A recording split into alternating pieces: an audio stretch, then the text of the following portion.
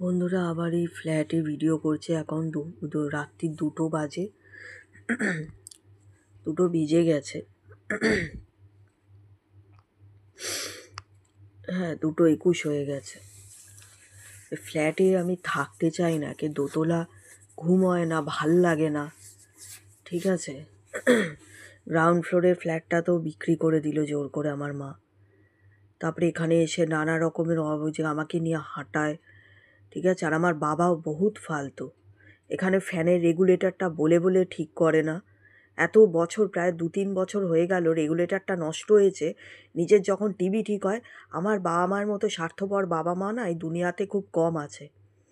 আমি কতদিন ধরে বলেছি আমার একটা ভালো ওড়না নেই, তোমরা একটা কিনে দাও। হ্যাঁ, আমাকে আজকে বলছে একটা ডাক্তারের কাছে গেছি, সেই রকম ওড়না পরে আমাদের লজ্জা লাগে।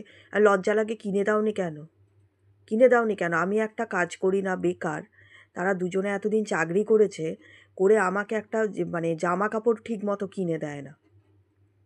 আমি এই কালকে একটা আমার বান্ধবীকে ফোন করব, করে বলবো আজকেও ওই বান্ধবীর পুরনো একটা জামা পরে গেছি। একটা জামা কাপড় আমাকে আমার বাবা মা কিনে দেয় না। আর আমি সারা জীবন চেষ্টা করে একটা কাজ মানে কি, কাজ অনেক আছে, একটা কোনো টাকা পয়সা পাই না যে সুস্থ শরীর নিয়ে যে সেখানে চাকরিটা বা কাজটা কন্টিনিউ করব। এটা হচ্ছে সবচেয়ে বড় কথা। একটা টিউশনই পাই না, এতদিন গান শিখেছি, গান নিয়ে কিছু করতে পারিনি, নাচ শিখেছি, নাচ নিয়ে কিছু করতে পারিনি, আঁকা শিখেছি, তার উপরে কম্পিউটার শিখেছি, এমএসসি পাশ করার পরে মেডিকেল সায়েন্স নিয়ে পড়াশোনা করেছি, কিন্তু এর জন্য আমার পরিবার দায়ী। একটা ক্লিনিক করেছিলাম, সেখানে অ্যাস্ট্রোলজি করেছিলাম, ইউটিউব চ্যানেল করছি, আর কোন দিক থেকে কিভাবে চেষ্টা করব? হাতের কাজ থেকে শুরু করে এখন একটা পেজ আছে ফেসবুকে, সেখানে নিজের তৈরি রান্নাবান্না করেও সেখানে সেল করার চেষ্টা করি। বার্থডে কেক তৈরি করা শিখেছি। কোনো কিছুতেই একটা পয়সা ইনকাম হয় না। কোনোভাবেই হাজারভাবে চেষ্টা করেছি, আর ঘরে বাইরে দৌড়ে সারাদিন, ঘরে প্রচুর কাজ থাকে, প্রচুর কাজ। এত কাজ করে জামা কাপড়, আর এত শরীরটা খারাপ যে জামা কাপড় থুপে থুপে কাচতে পারি না।